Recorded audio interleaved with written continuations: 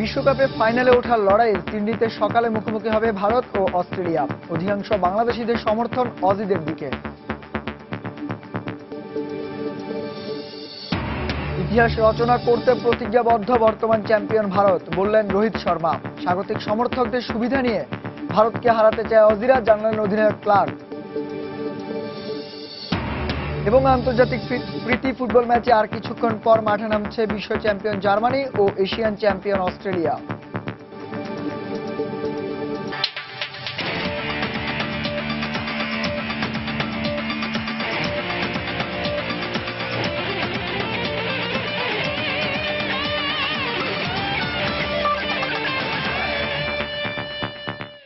দেখছিলেন খেলার সময় শিরোনাম। দেশ বিদেশের খেলাধুলার সব খবর নিয়ে সাজানো আমাদের এই নিয়মিত আয়োজন।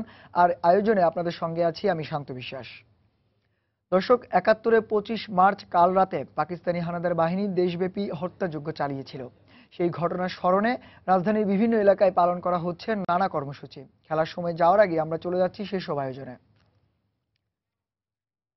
৭১-এ ২৫ মার্চ কাল রাত্রির স্মরণে রাজধানী সরওয়ার্দী উদ্যানে আলোর মিছিল ও শপথ গ্রহণ অনুষ্ঠানের আয়োজন করেছে সেক্টর কমান্ডার্স ফোরাম।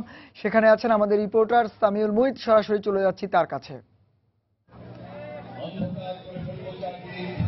আমি এই মুহূর্তে রয়েছি সরওয়ার্দী উদ্যানে। আজ থেকে ঠিক ৪৪ বছর আগে ১৯৭১ সালের এই ক্ষণটিতেই আসলে পাকিস্তানি সামরিক বাহিনী ক্যান্টনমেন্ট থেকে বের হয়ে একের পর এক নৃশংস হত্যাকাণ্ড চালাতে থাকে বাঙালিদের উপরে। সেই দিনটিকে কিন্তু আজকে স্মরণ করার জন্য আজকে সেক্টর কমান্ডার ফোরামের পক্ষ থেকে কিন্তু আজকে যে কর্মসূচি ছিল সেই কর্মসূচির উদ্যোগ নেওয়া হয়েছে। এই কর্মসূচির অংশ হিসেবে আজকে এখানে কবিতা আবৃত্তি করা হয়েছে, সমবেত গানের আয়োজন করা হয়েছে এবং আমাদেরকে বলা হয়েছে যে সেক্টর কমান্ডারের পক্ষ থেকে মশাল মিছিল হবে। এবং এই মশাল মিছিলের ক্ষেত্রে দেখা যায় যে মুক্তিযুদ্ধের যে প্রজন্ম রয়েছে, যারা মুক্তিযুদ্ধ সরাসরি দেখেছেন এবং যারা মুক্তিযুদ্ধ করেছেন, সেই প্রজন্মটি নতুন প্রজন্মের কাছে মশাল তুলে দিবে এবং সেই মশাল মিছিলটিকে তুলে দিয়ে আমরা মুক্তিযুদ্ধের যে অনুভূতিগুলো আছে সেই অবস্থানগুলোকে কিন্তু তারা ব্যাখ্যা করবেন। এখন আমি যে বিষয়টি জানাতে চাই যে ২ মিনিটের জন্য পুরো যে এলাকাটি আছে সরওয়ার্দীর সম্পূর্ণ এলাকাটি কিন্তু এখন অন্ধকারাচ্ছন্ন হয়ে গেছে। সেই ২ মিনিটের সেই ভয়াল ক্ষণ যখন বাঙালিদের ওপর পাকিস্তানি সামরিক বাহিনীর সেই সদস্যরা ঝাঁপিয়ে পড়েছিল, সেনা সদস্যরা, ঠিক সেই মুহূর্তটিকে অনুভব করার জন্য কিন্তু এখন পুরো এলাকাটিকে অন্ধকারে ঢেকে দেওয়া হয়েছে। সবাই নিশ্চুপ হয়ে গেছে। বাঙালিদের উপর যে নৃশংস ইতিহাসে সবচেয়ে নির্মম হত্যাযজ্ঞ হয়েছিল সেই মুহূর্তটিকে কিন্তু এখন অনুভব করা হচ্ছে সরওয়ার্দী উদ্যানে। পুরো জায়গাটি অন্ধকারে ঢেকে গেছে। আমি আপনাদেরকে আরো জানাচ্ছি যে অবস্থানে দাঁড়িয়ে আজকে স্বাধীনতার ৪৪ বছর পর মুক্তিযুদ্ধকে অনুভব করা হচ্ছে, সেই পুরো ঘটনাটিকে কিন্তু নতুন প্রজন্মের কাছে শুধু সেই তথ্যগুলো, ৭১-এর সেই ভয়াল তথ্যগুলো জানানোর জন্য কিন্তু সেক্টর কমান্ডার আজকে এই কর্মসূচি হাতে নিয়েছে। এখানে স্বাধীন বাংলা বেতার কেন্দ্রের যে শিল্পীরা ছিলেন সেই শিল্পীরা কিন্তু আজকে এখানে গান গেয়েছেন, এখানে কিন্তু কবিতা আবৃত্তি করা হয়েছে এবং মশাল মিছিল হবে। আজকে প্রত্যেক বছর সেক্টর কমান্ডারের উদ্যোগে ১১:১৫ থেকে যে প্রোগ্রামটি শুরু হয় সেই প্রোগ্রামটি কিন্তু রাত ১২:১০ এসে শেষ হয়। গত কয়েক বছর ধরে এখানে সেক্টর কমান্ডারের পক্ষ থেকে এই অনুষ্ঠানটি করা হচ্ছে এবং এখানে সেক্টর কমান্ডারের যিনি সভাপতি আছেন KM শফিউল্লাহ, বীর বিক্রম খেতাব প্রাপ্ত, উনি আজকে এখানে এসেছেন। এখানে আমরা দেখেছি সেক্টর কমান্ডারের যে সদস্যরা এসেছে তারা সেখানে আছে এবং এখানে আরো যে তথ্যটি আমি জানাতে পারি সেটি হচ্ছে যে এখানে আমরা অনেক মানুষকে দেখেছি যারা স্বাধীনতার যে অনুভব সেই অনুভবকে তারা নিয়ে তারা আজকে সেই অনুষ্ঠান উপভোগ করছে এবং অনেকেই আছে যারা মুক্তিযুদ্ধের পরের প্রজন্ম, যারা ৭১-এর ঘাতক দালালদের যে বিচার সেই বিচারের রায় বাস্তবায়নের দাবিতে তারা আজকে এখানে এসে উপস্থিত হয়েছে এবং তারা জোর দাবি জানাচ্ছে যাতে স্বাধীন বাংলা বেতার কেন্দ্র যারা আজকে যুদ্ধাপরাধী আছে তাদের জন্য বিচারের রায় দ্রুত কার্যকর করা হোক। এই ছিল সরওয়ার্দী উদ্যান থেকে সর্বশেষ আমার কাছে। ফিরে যাচ্ছি স্টুডিওতে। দর্শক, আমরা সামিউল মুহিতের সাহায্যে আমরা এতক্ষণ সরওয়ার্দী উদ্যানে ২৫ মার্চ কাল রাতে স্মরণের সেই নীরবতা পালন দেখলাম। এখন আমরা চলে যাচ্ছি ঢাকা বিশ্ববিদ্যালয়ে। সেখানে রয়েছে জগন্নাথ হলে, সেখানে হয়েছে আলোর মিছিল এবং সেখানে আছে আমাদের রিপোর্টার রাশেদ লিমন। আমরা এখন সরাসরি চলে যাচ্ছি তার কাছে।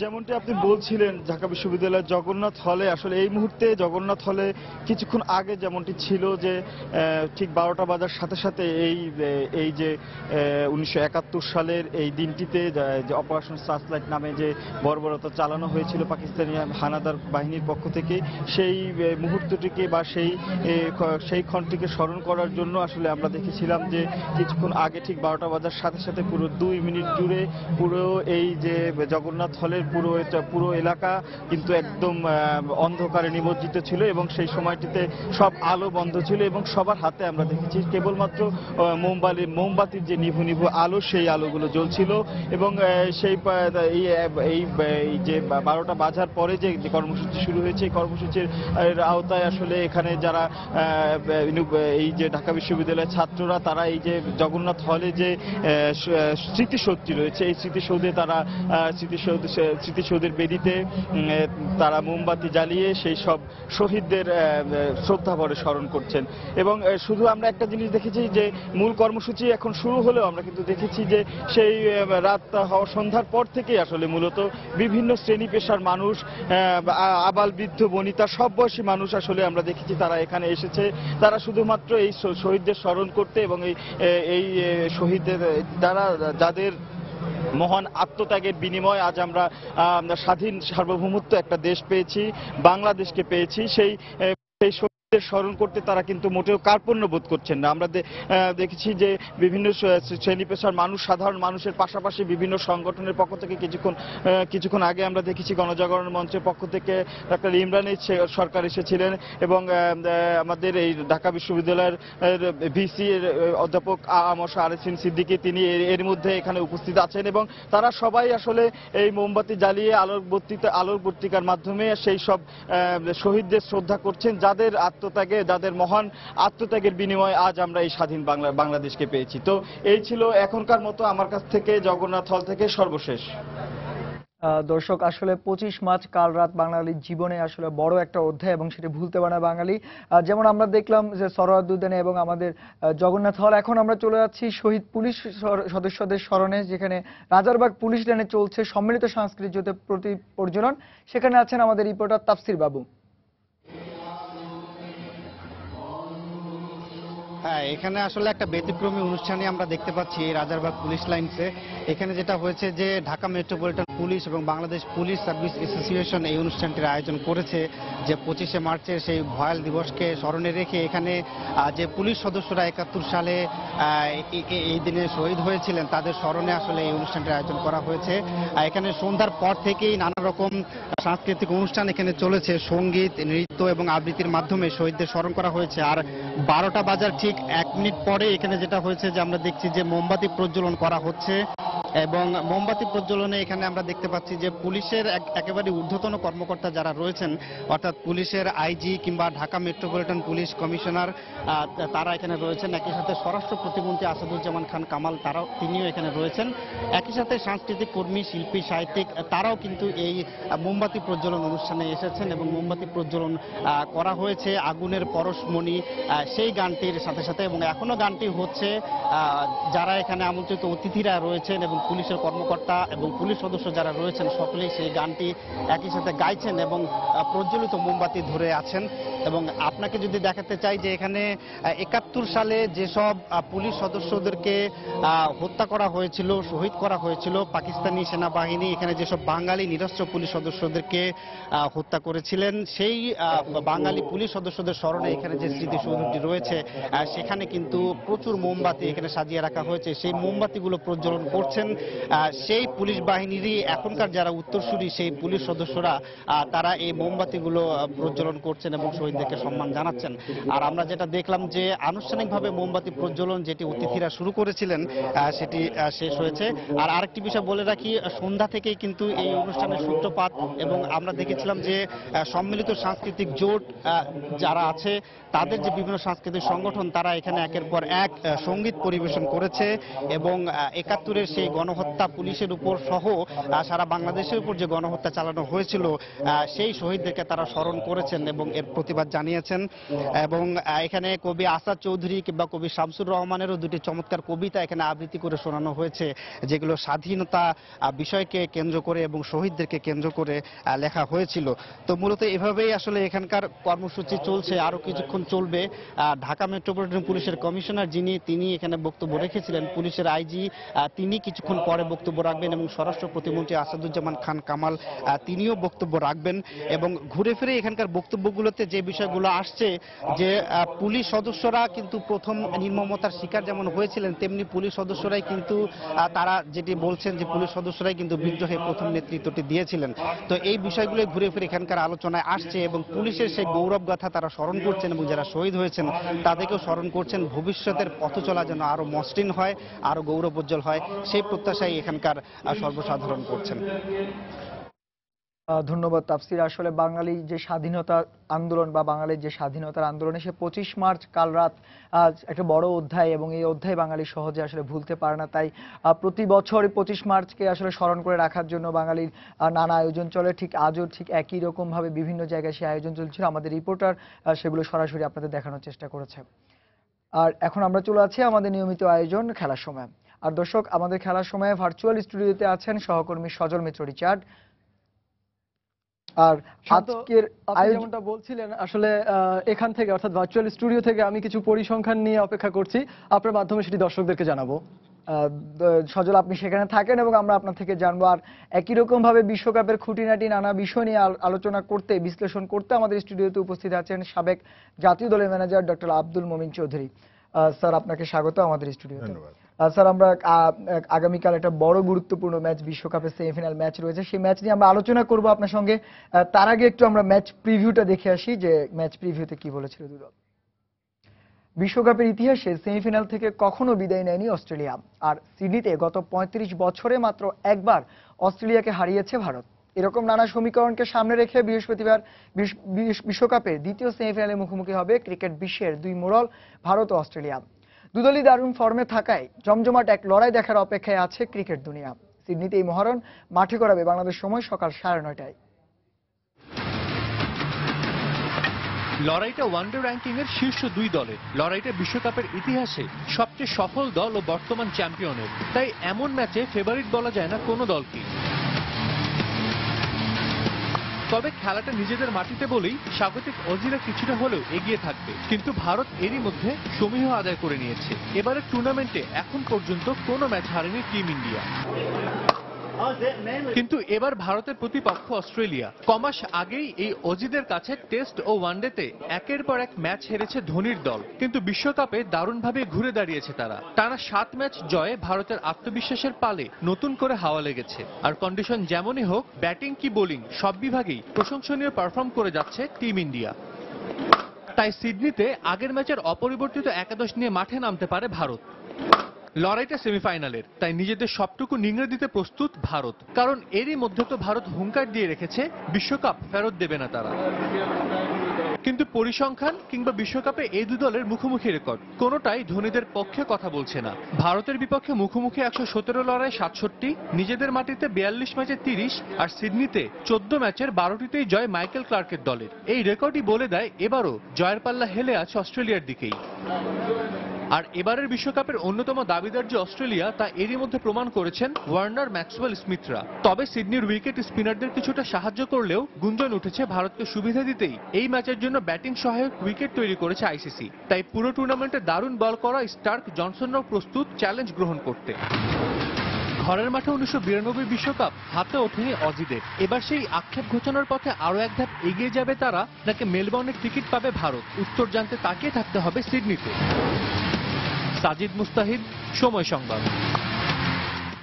দর্শক, আমরা সম্ভবত এবারে বিশ্বকাপের সবচেয়ে হাই ভোল্টেজ ম্যাচ ভারত এবং অস্ট্রেলিয়া, সেই ম্যাচে প্রিভিউ দেখলাম। স্যার, আপনিও দেখেছেন বোধহয়। তো এটাকে বলা হচ্ছে হাই ভোল্টেজ ম্যাচ এবং সবচেয়ে গুরুত্বপূর্ণ ম্যাচ, যদিও বা সেমিফাইনাল ম্যাচ মানেই গুরুত্বপূর্ণ, কিন্তু তারপরও কিছু ব্যাপার, কিছু সমীকরণ, কিছু পেছনের কিছু খবর চলে আসে এই ম্যাচকে ঘিরে। আসলে আপনি কি ভাবছেন ম্যাচটাকে ঘিরে? হাই ভোল্টেজ তো নিশ্চয়ই, সে বিষয়ে কোনো সন্দেহ নেই। আর যে দুটি দল খেলবে এবং দুটি দলের মানে শক্তি প্রায় সমান সমান, সুতরাং আমরা আশা করব একটা হাড্ডাহাড্ডি লড়াই আর কি। মানে শুধুমাত্র কি স্যার শক্তির কারণেই হাই ভোল্টেজ বলা হচ্ছে না, দুই দলের পেছনে ব্যাকগ্রাউন্ড, নানা সমীকরণ, অনেক কিছু জড়িত আছে এই ম্যাচের সাথে, বিশেষ করে মর্যাদার একটা ব্যাপার থাকে যখনই অস্ট্রেলিয়া এবং ভারত খেলে। হ্যাঁ, তা তো বটেই। তবে ভারতের পক্ষে একটাই শুধু আমি যেটা দেখি, লক্ষ্য করি, সেটা হচ্ছে যে ভারতের ব্যাটিং এবং বোলিংয়ে স্ট্রেংথটা একটু মনে হয় যেন ভারী অস্ট্রেলিয়া চাইতে। এটা আমার ব্যক্তিগত একটা সমীকরণ হয়তো হতে পারে। তবে অস্ট্রেলিয়ার বোলিংয়ের খুব একটা হালের চাইতে ভারতের বোলিংয়ের মধ্যে, বিশেষ করে মোহাম্মদ শামি, সে কিন্তু খুব বেশি ফাস্ট না অস্ট্রেলিয়ান বোলারদের মতো, কিন্তু সে প্রায় সব টিমকেই বিপদে ফেলেছে। মানে অস্ট্রেলিয়া এবং নিউজিল্যান্ডের যে কন্ডিশন, পেস কন্ডিশনের সুবিধা কিন্তু সে নিয়েছে। সবচেয়ে এবং বেশি- আপনি যেটা বলেন যে ভারতের বোলিং লাইন কিন্তু বিশ্বে কখনোই বলা হয় না ভালো, কিন্তু এবারে বিশ্বকাপে তার ব্যতিক্রম আমরা দেখলাম যে 7টা ম্যাচে 7টা দলকেই তারা কিন্তু অল আউট করেছে। অল আউট করেছে। মানে 70টা উইকেট ভারতীয় বোলাররা তুলে নিয়েছে, অবাক করার মতো। আর ব্যাটিং কিন্তু ভারতীয় যখনই ক্রিকেটের ব্যাপার আসে, ভারতীয় ব্যাটিং লাইন সম্পর্কে আপনি কি বলবেন? বিশাল একটা লম্বা নাম, বিষয় লম্বা, কিন্তু সেখানে কিন্তু এবার লক্ষ্য করবেন যে ওদের একটা সুবিধা, সেটা হচ্ছে যে 4-5 জনই তাদের অ্যাভারেজ দেখা যাচ্ছে প্রায় 50-এর কাছাকাছি, আর একজন কোহলির অ্যাভারেজ 60.8। সুতরাং মনে হয় তার যে মধ্যে শেখর ধাওয়ান রয়েছে। শেখর ধাওয়ানের 52।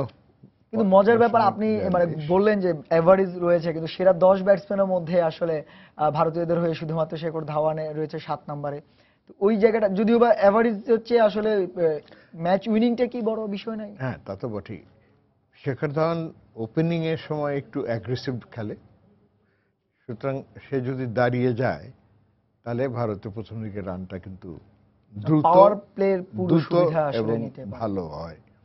আর যদি শেখর ধাওয়ান তাড়াতাড়ি আউট হয়ে যায়, যেটা আমরা লক্ষ্য করেছি আগের ম্যাচটায়, সেইখানে কিন্তু মানে বাংলাদেশের এগেইনস্টে ম্যাচে, এবং সেখানে দেখা গেছে যে পরে রোহিত শর্মা সেটাকে সামলে নিয়েছে।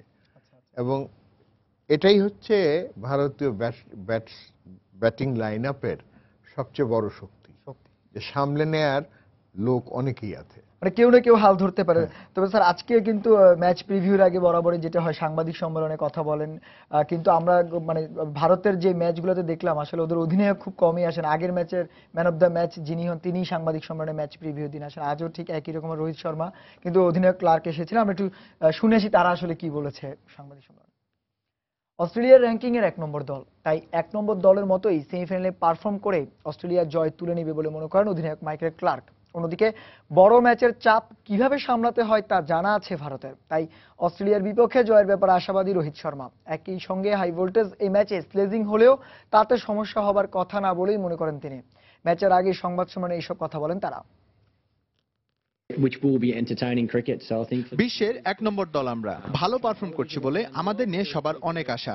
ভারতের বিপক্ষে আমরা অনেক খেলেছি, তাই তাদের দুর্বলতা ও শক্তির জায়গাগুলো আমাদের ভালো মতোই জানা। পুরো টুর্নামেন্টে ছেলেরা দারুণ খেলেছে, তাই নিজেদের সর্বোচ্চটা দিতে পারলে আমরা শুধু ভারতই না, যে কোনো দলকেই হারাতে পারবো। Our spinners have really bowled well in the tournament. Wicket যেমনই হোক, আমাদের আত্মবিশ্বাস আছে, আমরা ভালো খেলবো। বড় ম্যাচের চাপ সামলানোর অভিজ্ঞতাও আছে আমাদের। এছাড়া আমাদের বোলাররা দারুণ বল করছে, তাই সিডনিতে জয় তুলে নিয়ে ফাইনালে খেলতে চাই আমরা। I think the bowl. আমরা দেখছিলাম মাইকেল ক্লার্ক এবং রোহিত শর্মার বক্তব্য। স্যার আপনিও নিশ্চয়ই দেখলেন। নিশ্চয়ই, যে দুজনের কথার মধ্যে প্রায় একই রকম বক্তব্য আছে, মানে আপনার একই রকম সেফ সুর। জোনে খেলার যে হ্যাঁ, ব্যাপারটা থাকে। কারণ তো এটা স্যার, হবেই। একটা ব্যাপার হচ্ছে ক্রিকেট যতটা না মাঠের খেলা বলা হয়ে থাকে, মাঠের বাইরেও কিন্তু অনেকগুলো খেলা থাকে, বিশেষ করে পরিসংখ্যানের ব্যাপার থেকেই থাকে। তো আমাদেরও রয়েছে অনেকগুলো পরিসংখ্যান, যেহেতু এই ম্যাচ দীর্ঘদিন যাবৎ এই দুটো বড় দল ক্রিকেটের সাথে যুক্ত রয়েছেন, ওয়ানডে ক্রিকেট। আমরা একটু আমাদের আর সহকর্মী রয়েছেন আপনার ভার্চুয়াল স্টুডিওতে, আমরা একটু তার থেকে কিছু পরিসংখ্যান জেনে আসি। রিচার্ড, এই ম্যাচের ভেন্যু এবং অস্ট্রেলিয়া এবং ভারতের আগের ম্যাচগুলোর কি কি পরিসংখ্যান আপনার কাছে আছে যদি আমাদেরকে জানাতেন? শান্ত, আপনি যেমনটা বলছিলেন আপনার মাধ্যমে এবং আমরা ম্যাচের যে প্রিভিউ সেই প্রতিবেদনটি দেখে আসলে অনেক পরিসংখ্যানই পেয়ে গেছি। তো এর বাইরেও কিছু পরিসংখ্যান আমার কাছে রয়েছে যেটি আমি আপনার মাধ্যমে দর্শকদের জানাতে চাচ্ছি। প্রথমে যদি মাঠটি নিয়ে কথা বলতে আসি তাহলে অবশ্যই বলতে হচ্ছে যে মাঠটিতে খেলা হচ্ছে সেটি কিন্তু সিডনি ক্রিকেট গ্রাউন্ড। ইতিহাসের অন্যতম বিখ্যাত এবং অন্যতম প্রাচীনতম একটি মাঠ হচ্ছে গিয়ে এই সিডনি ক্রিকেট গ্রাউন্ড। এটি প্রতিষ্ঠিত হয়েছিল 1848 সালে, যা কিনা আজ থেকে প্রায় 167 বছর আগে। এই মাঠের ধারণ ক্ষমতা হচ্ছে গিয়ে প্রায় 44,000। এই মাঠটিতে প্রথম ওয়ানডে অনুষ্ঠিত হয়েছিল 1979 সালে ইংল্যান্ড এবং অস্ট্রেলিয়ার মধ্য দিয়ে। দুদল খেলেছিল প্রথম ওয়ানডে, এবং এই মাঠে যে টেস্ট ম্যাচটি অনুষ্ঠিত হয়েছিল, প্রথম টেস্ট ম্যাচ, সেটি কিন্তু অনুষ্ঠিত হয়েছিল 1882 সালে। পাশাপাশি যদি আপনাকে আরো কিছু তথ্য জানাতে চাই এই মাঠের, তাহলে অবশ্যই বলতে হচ্ছে এই মাঠে কিন্তু এখন পর্যন্ত আগে ব্যাট করা দল, সর্বশেষ 10 ওয়ানডের হিসেব অনুযায়ী এই মাঠে আগে ব্যাট করা দল জিতেছে 2 বার এবং পরে ব্যাট করা দল জিতেছে 6 বার। অর্থাৎ এখানে কিন্তু একটা টস বড় ফ্যাক্টর হয়ে যেতে পারে। এরপর যদি আপনাকে আমি জানাতে চাই এই মাঠের পাশাপাশি বিশ্বকাপে এবার এই দু দলের পারফরমেন্স, তাহলে বলতেই হচ্ছে যে অস্ট্রেলিয়ার পারফরমেন্স কেমন ছিল। আপনারা দেখতে পাচ্ছেন যে অস্ট্রেলিয়ার পারফরমেন্স, প্রথম ম্যাচেই অস্ট্রেলিয়া কিন্তু ইংল্যান্ডকে হারিয়েছিল 111 রানের একটা বিশাল ব্যবধানে। এরপরে বাংলাদেশের সাথে ম্যাচটি কিন্তু পরিত্যক্ত হয়েছিল।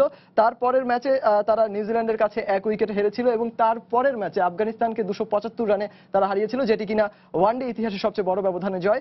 এরপরে আমরা দেখতে পেয়েছি শ্রীলঙ্কাকে তারা হারিয়েছিল 64 রানে, এবং তারপরে স্কটল্যান্ডকে হারিয়েছিল 7 উইকেটের ব্যবধানে, এবং আমরা সর্বশেষ কোয়ার্টার ফাইনালে দেখেছি পাকিস্তানকে তারা হারিয়েছিল 6 উইকেটে। তো শান্ত, এরপর যদি আমরা ভারতের ফলাফলগুলো দেখতে চাই বিশ্বকাপের পারফরমেন্সের ক্ষেত্রে, তাহলে কি দেখতে পারবো? এইমাত্র আসলে কার্ডটা সামনে এলো আমার, আপনারা দেখতে পাচ্ছেন এখানে কিন্তু প্রথম ম্যাচেই ভারত তাদের চিরপ্রতিদ্বন্দ্বী পাকিস্তানকে হারিয়েছিল 76 রানে, এবং এর পরের ম্যাচে দক্ষিণ আফ্রিকাকে 130 রানে তারা হারিয়েছে। এরপরে সংযুক্ত আরব আমিরাতকে তারা হারিয়েছিল 9 উইকেটের ব্যবধানে, ওয়েস্ট ইন্ডিজকে হারিয়েছে 4 উইকেটের ব্যবধানে। এরপরে তারা জিতেছে আয়ারল্যান্ডের বিপক্ষে 8 উইকেটে, এবং তারপর জিম্বাবুয়ের বিপক্ষে অনেকটা কষ্টার্জিত জয় তারা লাভ করেছিল 6 উইকেটের ব্যবধানে গ্রুপ পর্বের শেষ ম্যাচে। এবং কোয়ার্টার ফাইনালে আমরা দেখেছি যে বাংলাদেশকে এই ভারত কিন্তু 109 রানে হারিয়ে সেমিফাইনালে জায়গা করে নিয়েছে। তো শান্ত, দু দলের মুখোমুখি লড়াইটা যদি একটু আপনার মাধ্যমে দর্শকদেরকে জানাতে চাই, তাহলে অবশ্যই বলতে হচ্ছে দেখতেই পাচ্ছেন যে এই দু দলের 117 বারের মুখোমুখি লড়াইয়ে কিন্তু 67টি ম্যাচে জয় পেয়েছে অস্ট্রেলিয়া এবং 40টি ম্যাচে জিতেছে ভারত। দু দলের মুখোমুখি লড়াইয়ে রেজাল্ট আসেনি এমন ম্যাচের সংখ্যা হচ্ছে 10টি।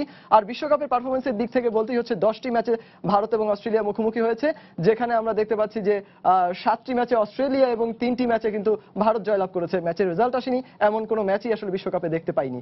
তো শান্ত, এই ছিল দু দলের মুখোমুখি লড়াইয়ের হিসাব সহ মাঠের পরিসংখ্যান সহ আমার কাছে বেশ কিছু তথ্য। ধন্যবাদ সজল, আপনি আসলে অনেকগুলো তথ্য আমাদেরকে দিলেন পরিসংখ্যানের পাতা থেকে।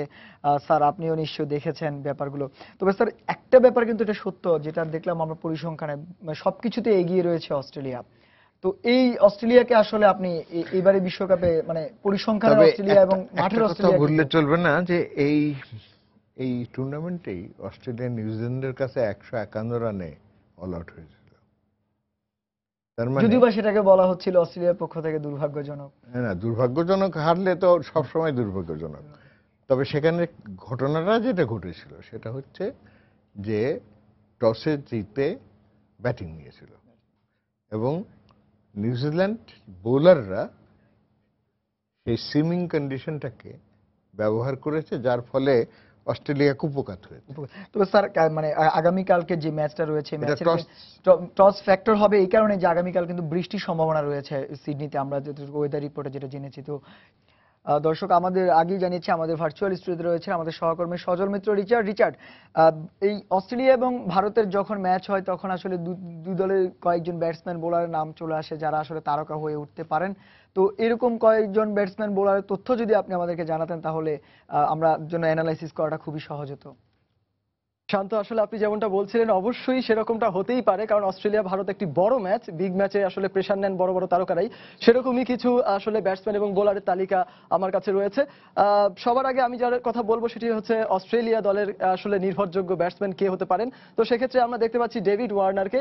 ডেভিড ওয়ার্নার কিন্তু এই বিশ্বকাপে এখন পর্যন্ত 6টি ম্যাচ খেলেছেন, 288 রান সংগ্রহ করেছেন, একটি সেঞ্চুরিও তিনি করে ফেলেছেন, এবং সেটিতে কিন্তু তিনি বিশাল ইনিংস খেলেছিলেন আফগানিস্তানের বিপক্ষে। কোনো হাফ সেঞ্চুরি করতে পারেননি, তার গড় কিন্তু 57 55.60, অর্থাৎ বেশ হেলদি ব্যাটিং গড় নিয়ে তিনি এগিয়ে যাচ্ছেন।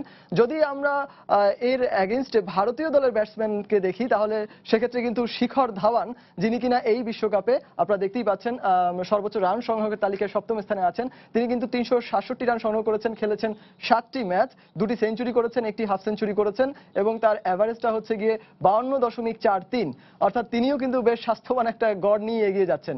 এরপরে যদি আমি বোলারদের কথা বলতেই হয় তাহলে অবশ্যই অস্ট্রেলিয়ার মিচেল স্টার্কের কথা বলতে হবে। তিনি কিন্তু দুর্দান্ত গতিতেই পারফরমেন্স দেখাচ্ছেন, 18টি উইকেট শিকার করে তিনি শীর্ষ 5 বোলারের তালিকায় নিজের অবস্থানটা বেশ সুসংহত করেছেন। তিনি 6 ম্যাচে 18টি উইকেট নিয়েছেন, 5 উইকেট পেয়েছেন একবার, তার ইকোনমি হচ্ছে 2.94, অর্থাৎ খুবই কম রান দিয়ে তিনি কিন্তু উইকেটগুলো পাচ্ছেন। এরপর যদি আমি ভারতীয় বোলারের কারো কথা আনতে চাই তাহলে অবশ্যই দেখতেই পাচ্ছেন মোহাম্মদ সামির কথা বলতে হচ্ছে। তিনি কিন্তু 6 ম্যাচে আসলে 17টি উইকেট নিয়েছেন, 5 উইকেট একবারও পাননি, তারও ইকোনমি রেটটা কিন্তু খুবই ঈর্ষণীয়, 3.76, অর্থাৎ তিনিও কিন্তু খুব কম রান দিয়ে উইকেটগুলো দখল করেছেন। অর্থাৎ আপনি বুঝতেই পারছেন যে এই বিশ্বকাপে এই দু দলের বেশ কয়েকজন পারফর্মার আছেন যারা যে কোনো মুহূর্তে ম্যাচের মোড় ঘুরিয়ে দিয়ে ম্যাচের ফলাফল নিয়ন্ত্রক হতে পারেন। রিচার্ড, আপনাকে ধন্যবাদ। যদিও বা আপনি আমাদেরকে অনেক তথ্য দিয়েছেন, কিন্তু অস্ট্রেলিয়া এবং ভারতের ম্যাচে সবসময় স্লেজিং এর একটা ব্যাপার থেকে থাকে, তো সেই স্লেজিং নিয়ে কোনো তথ্য আপনি দেননি। ডেভিড ওয়ার্নার এবং শেখর ধাওয়ানের সঙ্গে আমরা সবসময় দেখি যে স্লেজিং এর একটা ব্যাপার থাকে, যদিও বা স্লেজিং আসলে কাউন্ট করা যায় না। আমাদের সঙ্গে আলোচনায় আছেন স্যার ডক্টর মুমিন স্যার। যদি স্লেজিং এর যে ব্যাপারটা এবং পরিসংখ্যানের যে ব্যাপারটা, স্লেজিং অস্ট্রেলিয়া বিশ্ব চ্যাম্পিয়ন, এই বিষয়ে কোনো সন্দেহ এবং নেই। ক্রিকেটের স্লেজিংটা আসলে কতটা প্রয়োজনীয় বা কতটা একেবারেই প্রভাব ফেলে প্রয়োজনীয় মাঠে? নয়। এটা অস্ট্রেলিয়াতেই শুরু হয়েছে এবং অন্য খুব দেশে বোধহয় এটা অত প্রসার লাভ করেনি। অস্ট্রেলিয়ানরা এই ব্যাপারে একদম বিশ্ব champion.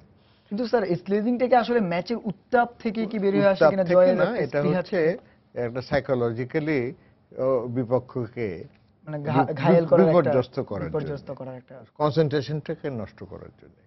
After cricket is a game of concentration. Batsman যখন ব্যাট করে তার তখন কিন্তু একাগ্র চিত্তে সেই বল ছাড়া আর কিছুর দিকে চিন্তা নেই, এবং সেখানে যদি একটা গালি দিয়ে একটা কথা বলে তার মনটা তখন নিশ্চয়ই ওই বল থেকে ওই রাগটা একটু বেশি হয়ে যায়। এটার জন্যই অস্ট্রেলিয়া এই কাজটা বোধহয় আমার মনে হয় করে অস্ট্রেলিয়ানরা, এই কারণেই যে এই কাজটা গত কয়েকটা ম্যাচে কিন্তু আমরা দেখলাম বিরাট কোহলিও করেছিল, তারপর মানে ইন্ডিয়ানরাও যে করে না তা না, এটা এখন ওই যে বিপক্ষ দল করবেই, জবাব দেবে না, এটা এমন কোনো কথা নেই। আরেকটা যেটা আমি ইসের সাথে রিচার্ডের সাথে যোগ দেব, অস্ট্রেলিয়ার দলের আরেকজন ব্যাটসম্যানের উপরে বেশ নির্ভরশীলতা, এবং সে কিন্তু খুবই ভালো performance, Maxwell, hard hitter batsman, খুব ইউজফুল প্লেয়ার। হ্যাঁ, রিচার্ড আসলে হয়তো সময়ের অভাবে না, তা হবে খুব ইউজফুল প্লেয়ার। 301 রান করেছে এই টুর্নামেন্টে, এবং ম্যাচ উইনিং যে ইনিংস খেলা প্রয়োজন ম্যাক্সওয়েল, কিন্তু আমরা সেটা দেখেছি। তার এভারেজ কিন্তু 75.25, এবং স্ট্রাইক রেটও কিন্তু 100 এর উপরে। সুতরাং he is a very potential danger, কিন্তু down the line in the batting order. আর বোলিং এ আমি সেদিক থেকে দেখছি যে অস্ট্রেলিয়ার কিন্তু, যদিও স্টার্ক 18টা উইকেট নিয়েছে, প্রত্যেকটা উইকেটে তার 9.7, 176 রান দিয়ে 18টা উইকেট নিয়েছে। সুতরাং সেটাও কিন্তু that's a very good average. তার মধ্যে এক ইনিংসে 6 উইকেট নিয়ে আরো 35 রান নিয়েছে। আর সেদিকে সামি কিন্তু এটা কনস্ট্যান্টলি, ধারাবাহিকভাবেই সামি কিন্তু, এবং এটা কিন্তু অনেক বড় একটা ব্যাপার স্যার, আপনি একমত হবেন কিনা আমি জানি না, যে ভারতীয় কোন পেসার এইভাবে ধারাবাহিক এত বড় আসরে, সেটা খুব অবাক করার মতোই ব্যাপার। Very creditable on his part, very creditable. আর একটা হচ্ছে যে সামির উপর নির্ভরশীল করে তা অনেক বেড়েছে, মানে ভারতীয় ক্যাপ্টেনের। তার জন্য স্যার কি কন্ডিশনটা কি ফ্যাক্ট হচ্ছে কিনা? কারণ সামির উপর যেখানে ভারত সবসময় স্পিন নির্ভর, অসীম, যদিও স্পিড অতখানি নাই সামির, কিন্তু কন্ট্রোল অন দ্য বল, এবং দুই দিকেই কিন্তু সে সুইং করাতে পারে, এবং সেই জন্য batsman is always at the মানে লুক আউট, যেটা in swinger now out swinger. আর তার ইয়র্কার গুলো ভালো, সুতরাং he is a very complete bowler, এবং ধীর স্থির ভাবে কিন্তু সে বল করছে। সুতরাং আর আরেকটা অশ্বিনের কথা একটু উল্লেখ করতেই হয়, রান চেক দেওয়াটা এটাও কিন্তু অ্যাজ একটা গুড বড় অ্যাজ একটা টেকিং এ উইকেট, একটা মেইডেন পাওয়া বা 2 রান দেওয়া বা 1 রান দেওয়া এক ওভারে, এবং সেদিক থেকে অশ্বিন কিন্তু is a very helpful bowler too, মানে বলা হচ্ছে মানে বলা হয় কার্পণ্যতম বোলিং করে যাচ্ছে, কিপ্টে বোলিং। এবং অশ্বিন 12টি উইকেট নিয়েছে 258 রান দিয়ে একজন স্পিনারের পক্ষে 21.5 এভারেজে, এটাও কিন্তু খারাপ না। তবে স্যার তার মানে সবকিছু মিলিয়ে যেটা হচ্ছে দু দলেরই আসলে ম্যাচ উইনার যে শব্দটা আমরা বলি যে রয়েছে। তবে আপনি বিরতি যাওয়ার আগে আমরা বলছিলাম টস এর যে ফ্যাক্টরের কথা, টস ফ্যাক্টর আসলে এখন ক্রিকেটে আলোচনায় উইকেট টস ফ্যাক্টর এই কথাগুলো এখন বারবারই চলে আসে। যদিও আমরা দেখলাম সিডনি ক্রিকেট গ্রাউন্ডে যারা আগে ব্যাট করেছে তাদের পরিসংখ্যান জয়ের পাল্লাটাই ভারী। তো আপনি আসলে টস যদি হয় কোন দিকটাকে আপনি নির্ভর করবে কন্ডিশনের উপরে এবং the reading of the pitch by the captain, pitch and weather দুটো মিলিয়ে আসলে দুটো মিলিয়ে। আর যদি বৃষ্টির সম্ভাবনা থাকে এবং শেষের দিকে যদি বৃষ্টি হয়, ডাকওয়ার্থ লুইতে যদি পরে যারা ব্যাট করছে তারা একটু বিপদে পড়ে যায়, এবং সেই বিপদে পড়তে গেলেই হয়তো অপরপক্ষ, যেমন আমরা সাউথ আফ্রিকা এবং আরেকটা সেমিফাইনালে দেখলাম, সেখানে যদি ক্যাচগুলো আর রান আউটগুলো করতে পারতো তাহলে নিউজিল্যান্ড কিন্তু আচ্ছা আসতে পারতো না। সেক্ষেত্রে চোকার্সের দক্ষিণ আফ্রিকার নামের পাশে এখনো থেকে গেল, সেটা প্রতিষ্ঠিত হয়ে গেল, কারণ রান আউটগুলো ওয়াজ ভেরি ইজি নাম্বার 1, আর ক্যাচগুলো ডিফিকাল্ট একটা কারণে ডিফিকাল্ট, যে রাত্রিবেলা অ্যান্ড ভেরি হাই, মানে তার মানে আলোর উপরে উঠে যাচ্ছে ক্যাচগুলো। আপনি যেহেতু ফিল্ডিং এর ব্যাপারেই চলে আসলেন, তাহলে অস্ট্রেলিয়ার ফিল্ডিং কিন্তু ভারতের চেয়ে অনেক ভালো। তো সেক্ষেত্রে এটা তো ভারতের জন্য একটা হুমকির কারণ হতে পারে। অবশ্যই অস্ট্রেলিয়ান ফিল্ডিং এবং the strength of the Australian players, মানে everybody's fitness and other things, এটা কিন্তু ভারতের চাইতে ভালো, সে বিষয়ে কোনো সন্দেহ নেই। সুতরাং এটা অস্ট্রেলিয়ার একটা অ্যাডভান্টেজে যাবে, যদি তারা ভালো ফিল্ডিং করতে পারে তাহলে এটা কম রানের মধ্যে ভারতকে হয়তো বেঁধে রাখতে পারে। সিডনির ভারত অস্ট্রেলিয়া ম্যাচ নিয়ে ক্রিকেট বোদ্ধাদের পাশাপাশি এই দেশের সমর্থকদেরও জল্পনা কল্পনা শেষ নেই। তবে বাংলাদেশের ক্রিকেট প্রেমীদের মাঝে এই ম্যাচকে ঘিরে রয়েছে একটু ভিন্ন রকম অনুভূতি। ক্রিকেটীয় শক্তির বিচারের চেয়ে কোয়ার্টার ফাইনালে ভারত বাংলাদেশের ম্যাচে সৃষ্টি হওয়া বিতর্কের আক্ষেপ তাদের অধিকাংশেরই। বেশিরভাগ সমর্থকই মনে করছেন ভারত নয়, এই ম্যাচে জয়ী হবে অস্ট্রেলিয়ায়। ক্রিকেটীয় শক্তির বিচারে অস্ট্রেলিয়া ও ভারত সমানে সমান, দুদলেই রয়েছে তারকা ছড়াছড়ি। সেই হিসেবে সেমিফাইনালের ম্যাচটিতে লড়াই যে হবে তুখোড়, সে আভাস পাওয়া যাচ্ছে আগে থেকেই। তবে বিশ্বমঞ্চের অন্যতম আলোচিত এ ম্যাচের আগে বাংলাদেশের ক্রিকেট ভক্তরা ভাবছেন একটু ভিন্নভাবে। কোয়ার্টার ফাইনালে বাংলাদেশ ভারত ম্যাচে বিতর্কিত আম্পায়ারিং এর আক্ষেপ এখনো আছে সবার কণ্ঠে, আর সে অসন্তোষ থেকেই কিনা ভারতকে সমর্থন করতে নারাজ অনেক বাংলাদেশি ক্রিকেট প্রেমী। ওরা আমাদের সাথে যেরকম একটা বাজে বিহেভ করছে, তো অবশ্যই আমরা ইন্ডিয়াকে না বলবো। কিছুদিন আগে আমরা ইন্ডিয়ার সাথে একটা ম্যাচ খেলেছি, ম্যাচে যাই হোক রেজাল্ট আমাদের পক্ষে আসেনি। বাংলাদেশ আর ইন্ডিয়ার খেলা হলো, তারপর থেকে ওকে অফকোর্স ওই দলকে সাপোর্ট করবো না। দুধের স্বাদ ঘোলে মেটানোর এমন মন্ত্রে যোগ দিয়েছেন বিভিন্ন পেশা ও বয়সের মানুষ। অস্ট্রেলিয়া জিতলে হয়তো লাভ বা লোকসান কোনোটাই হবে না তাদের, তবুও কিছুটা আক্ষেপ ঘুচবে এমনটাই ভাষ্য তাদের। ইতিহাসে একটা স্মরণীয় হয়ে থাকবে, ওরা চুরি করে জিতেছে। তো আমি চাবো যে কালকে ইন্ডিয়া জিতুক এবং ইন্ডিয়া কাপটা নিয়ে যাক, যেন তাদের ইতিহাসে একটা কালো দাগ হয়ে থাকুক। ভারত বাংলাদেশের সাথে চিটিং করেছে। ফেয়ার প্লে যদি হয় তাহলে অস্ট্রেলিয়া জিতবে। আমি চাই যদি খেলা দিয়ে হোক তাহলে অস্ট্রেলিয়া জিতুক, আর যদি চুরি করে হয় তাহলে ইন্ডিয়া জিতুক। স্বাগতিক হিসেবে অস্ট্রেলিয়া আমার মনে হচ্ছে দুর্দান্ত ফেভারিট, কারণ আমরা কালকে একটা ম্যাক্সওয়েল শো দেখার অপেক্ষা করছি। আমরা একটা ক্রিকেটের সমর্থক হিসেবে আমরা চাইবো যাতে অস্ট্রেলিয়া জিতে। তবে কেউ কেউ আবার পুরনো আক্ষেপ ভুলে ব্যাট বলের লড়াইকেই এগিয়ে রাখলেন। বিশ্বের শক্তিধর দুদলের জমজমট একটি ম্যাচ হবে এমনই প্রত্যাশা ক্রিকেট প্রেমীদের। মাকসুম আলম খান, সময় সংবাদ, ঢাকা। দর্শক, আমরা দেখছিলাম আসলে ভারত এবং অস্ট্রেলিয়া ম্যাচ নিয়ে বাংলাদেশের সমর্থকদের মন্তব্য, এবং সে একই রকম বক্তব্য, সবারই প্রত্যাশা অস্ট্রেলিয়া জিতুক, কারণ একটি বিতর্ক রয়ে গেছে বাংলাদেশ এবং ভারতের ম্যাচ নিয়ে। স্যার, আপনিও নিশ্চয়ই দেখেছেন আসলে বাংলাদেশের সমর্থকরা যেই কথাগুলো বলছিল, অস্ট্রেলিয়ার দিকে পাল্লা আমরা দেখলাম অনেক ভারী। আসলে সেই ভারীটা কি ক্ষোভ থেকে ওই মানে কোয়ার্টার ফাইনাল ম্যাচের ক্ষোভ থেকেই কিন্তু এই মনোভাবটা আমরা প্রকাশ করছে সবাই অস্ট্রেলিয়ার পক্ষে। তবে আরেকটা জিনিস যদি লক্ষ্য করি, যেটা 11তম আপনার একাদশতম বিশ্বকাপ, 11তম হয়ে গেল, তার মধ্যে ইন্ডিয়া জিতেছে দুবার। 1983-তে ওই ভিক্টরিটা কিন্তু দ্যাট ওয়াজ অ্যাবসলিউটলি একটা মানে স্টানিং ভিক্টরি, কারণ কেউ আশা করেনি হঠাৎ যে করে ওই মানে সময় উড়ে এসে জুড়ে বসে যে হ্যাঁ, অবস্থাটা জুড়ে ছিল। হ্যাঁ, কপিল দেব যেই আচ্ছা, আর 2011-তে ভারত আবার জিতেছিল, কিন্তু অস্ট্রেলিয়ার কিন্তু সেই দিক থেকে লক্ষ্য করলে 99, 2003, 2007 হ্যাট্রিক, টানা তিনবার চ্যাম্পিয়ন ছিল। পরপর 3বার চ্যাম্পিয়ন হয়েছে। আর তার আগে 1987-তে অস্ট্রেলিয়া চ্যাম্পিয়ন হয়েছিল। সুতরাং এই দিক থেকে চিন্তা করলে ভারতের চাইতে অস্ট্রেলিয়ার একটা মানে প্রাধান্য মনে হয় পরিসংখ্যানের দিক থেকে, যে ওয়ার্ল্ড কাপে সেই পরিসংখ্যান আমরা কিন্তু অনেকগুলো পরিসংখ্যানই দেখলাম। হ্যাঁ, ওয়ানডে দুই দলের মুখোমুখিতে যেমন 67 বার জিতলো অস্ট্রেলিয়া, 40 বার ইন্ডিয়া, সেখানেও এগিয়ে। কিন্তু আমি আপনাকে চাইতে যে জিনিসটা জানতে চাচ্ছি যে বাংলাদেশের সমর্থকদের সমর্থন অস্ট্রেলিয়ার দিকে বেশি কেন? সেটা কি মাঠের ক্রিকেটের ব্যাপার, না বাংলাদেশ ভারত ম্যাচের বিতর্কের পর থেকে অস্ট্রেলিয়ার বিতর্কের পর থেকে এটা বেশি হয়েছে, বিতর্কের পর থেকে এটা বেশি হয়েছে।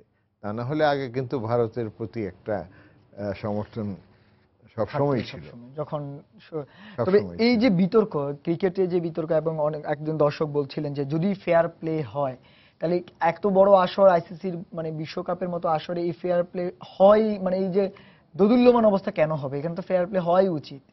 না, ফেয়ার প্লে সবসময় আশাই করি আমরা, কিন্তু ফেয়ার প্লের ভেতরেও যে অনেক কাহিনী থাকে যেটা এত জনসমক্ষে নিশ্চয়ই বলা যায় না বা প্রমাণ করা যাবে না, কিন্তু এটা বোধহয় সারা বিশ্বই জানে যে আজকাল খেলাটা কমার্শিয়াল হয়ে গেছে, এবং যেই কমার্শিয়াল মোটিভ থেকে anything unfair can happen. Sir, আমরা চাই না আসলে ক্রিকেট ভক্ত হিসেবে সমর্থক, আমরা চাই না আনফেয়ার কিছু ঘটুক, জমজমাট চরিত্রটা নষ্ট হয়ে যায়। আমরাও সেই জিনিসটা চাচ্ছি না যে আনফেয়ার কিছু ঘটুক। তারপরে ভারত অস্ট্রেলিয়া ম্যাচ, যেহেতু বিশ্বকাপের সেমিফাইনাল জমজমাট একটা লড়াই হবে, সেই প্রত্যাশা আমরা করছি। স্যার, আপনাকে আমাদের স্টুডিওতে আসার জন্য ধন্যবাদ। ধন্যবাদ। দর্শক, আমাদেরকে যেমনটি স্যার মুমিন বলছিলেন, ভারত এবং অস্ট্রেলিয়া ম্যাচের অনেকগুলো পরিসংখ্যান, অনেক বিশ্লেষণ, এবং সেখানে আসলে মাঠের লড়াই প্রমাণ হবে যে কার ভাগ্যে যাচ্ছে 11তম বিশ্বকাপের ফাইনাল ম্যাচে খেলা নিউজিল্যান্ডের বিপক্ষে। এবার প্রীতি ফুটবল ম্যাচের খবর। ফিফা আন্তর্জাতিক প্রীতি ম্যাচে বর্তমান বিশ্ব চ্যাম্পিয়ন জার্মানির মুখোমুখি হবে এশিয়ান চ্যাম্পিয়ন অস্ট্রেলিয়া। জার্মানি কাইজারস্লানে দুই দলের ম্যাচটি শুরু হবে বাংলাদেশ সময় রাত 1:30। এখন পর্যন্ত দুই দলের 3 মোকাবেলা জয়ের পাল্লাটা বর্তমান বিশ্ব চ্যাম্পিয়নদেরই ভারী। তবে অস্ট্রেলিয়ানরা অনুপ্রেরণা খুঁজতে পারে জার্মানির বিপক্ষে সর্বশেষ মোকাবেলা থেকে, কেননা 2011 সালে সেই দেখাই বর্তমান বিশ্ব চ্যাম্পিয়নদের 2-1 গোলে হারিয়ে বড় অঘটনের জন্ম দিয়েছিল সকারুজরা। তাছাড়াও এএফসি এশিয়া কাপের জয়ের ঝকঝকে স্মৃতি ও প্রেরণা যোগাবে অস্ট্রেলিয়াকে। অন্যদিকে র্যাঙ্কিংয়ে শীর্ষে থাকা জার্মানরাও দারুণ সময় পার করছে। এছাড়া বিশ্বকাপের জয়ের পর ইনজুরি কাটিয়ে এই ম্যাচের মধ্য দিয়ে মাঠে নামবেন জার্মান অধিনায়ক বাস্তিয়ান শোয়ানস্টাইগার। ভক্তদের ভোটে ইংল্যান্ডের বর্ষসেরা ফুটবলার নির্বাচিত হয়েছেন দলটির অধিনায়ক ওয়েন রুনি। এছাড়া সেরা উদীয়মান তারকা নির্বাচিত হয়েছেন চেলসির ড্রমিং সোলান্সকে। থ্রি লায়ন্সদের জার্সি গায়ে দারুণ ফর্মে আছেন রুনি। গেল বছর 13 ম্যাচে 8 গোল করেন 29 বছর বয়সী স্ট্রাইকার। এছাড়া 2016 ইউরো বাছাই পর্বে ইংল্যান্ডের হয়ে এরই মধ্যে 3 গোল করেছেন তিনি। রুনির নেতৃত্বে ইউরো বাছাইয়ের ই গ্রুপে 4 ম্যাচে 4টিতেই জয় তুলে নিয়েছে ইংল্যান্ড। তবে লিথুনিয়ার বিপক্ষে শুক্রবারের ম্যাচের আগে রুনির হাতে তুলে দেওয়া হয় বর্ষসেরা ফুটবলারের পুরস্কার। এর আগেও 3 বার ইংল্যান্ডের বর্ষসেরা ফুটবলারের পুরস্কার জিতেছিলেন ম্যানচেস্টার ইউনাইটেডে খেলা এই স্ট্রাইকার। থ্রি লায়ন্সদের জার্সি গায়ে 101 ম্যাচে 46 গোল করেছেন তিনি। আর 4টি গোল করলেই তার ববি চার্লটনকে টপকে ইংল্যান্ডের সর্বোচ্চ গোলদাতা হবেন ওয়েন রুনি। দর্শক, খেলার সময় শীর্ষ সংবাদগুলো জানিয়ে দিচ্ছি আরো একবার। বিশ্বকাপে ফাইনালে ওঠার লড়াইয়ে সিডনিতে সকালে মুখোমুখি হবে ভারত ও অস্ট্রেলিয়া। অধিকাংশ বাংলাদেশিদের সমর্থন অজিদের দিকে।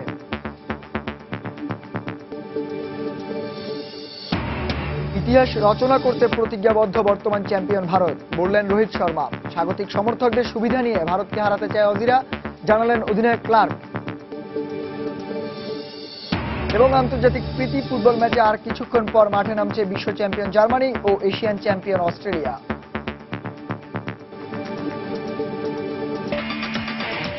দর্শক, এই ছিল খেলার সময়ের এখনকার আয়োজন। যে কোনো খবর পেতে ভিজিট করুন সময়নিউজ.tv। যে কোনো বাংলা লিংক, রবি ও সিটিজেন নম্বর থেকে সময় সংবাদের খবর অনুষ্ঠান সম্পর্কে জানতে এবং যে কোনো তথ্য সময় সংবাদকে জানাতে ডায়াল করুন 16242 নাম্বারে। পাশাপাশি খেলার আপডেট পেতে এসএমএস করুন স্টার এক্সপ্রেস এসপিকে পাঠিয়ে দিন 16242 নাম্বারে। আর খেলার জগতের সব খবর, সর্বশেষ খবর জানতে সঙ্গে থাকুন সময়।